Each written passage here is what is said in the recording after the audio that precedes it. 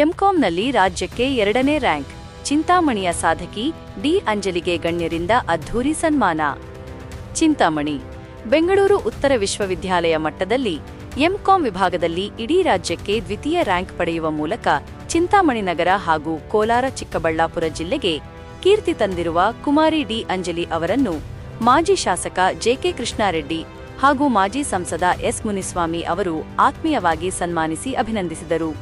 ಚಿಂತಾಮಣಿ ನಗರದ ಮಾಳಪಲ್ಲಿ ಬಡಾವಣೆಯಲ್ಲಿರುವ ವಿದ್ಯಾರ್ಥಿನಿಯ ನಿವಾಸಕ್ಕೆ ಭೇಟಿ ನೀಡಿದ ಮಾಜಿ ಶಾಸಕ ಜೆಕೆ ಕೃಷ್ಣಾರೆಡ್ಡಿ, ಮಾಜಿ ಸಂಸದ ಎಸ್ ಮುನಿಸ್ವಾಮಿ ಹಾಗೂ ಬಿಜೆಪಿ ಮುಖಂಡ ಜಿಎನ್ ವೇಣುಗೋಪಾಲ್ ಅವರು ಸಾಧಕಿ ಅಂಜಲಿಗೆ ಶಾಲು ಹೊದಿಸಿ, ಮೈಸೂರು ಪೇಟ ತೊಡಿಸಿ, ಸಿಹಿ ತಿನಿಸುವ ಮೂಲಕ ಗೌರವಿಸಿದರು.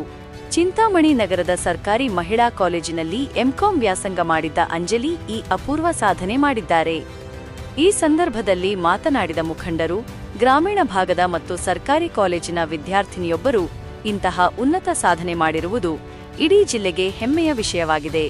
ಅಂಜಲಿ ಅವರ ಈ ಸಾಧನೆ ಮುಂದಿನ ದಿನಗಳಲ್ಲಿ ಇನ್ನುಳಿದ ವಿದ್ಯಾರ್ಥಿಗಳಿಗೂ ದೊಡ್ಡ ಪ್ರೇರಣೆಯಾಗಲಿ ಎಂದು ಆಶಿಸಿದರು.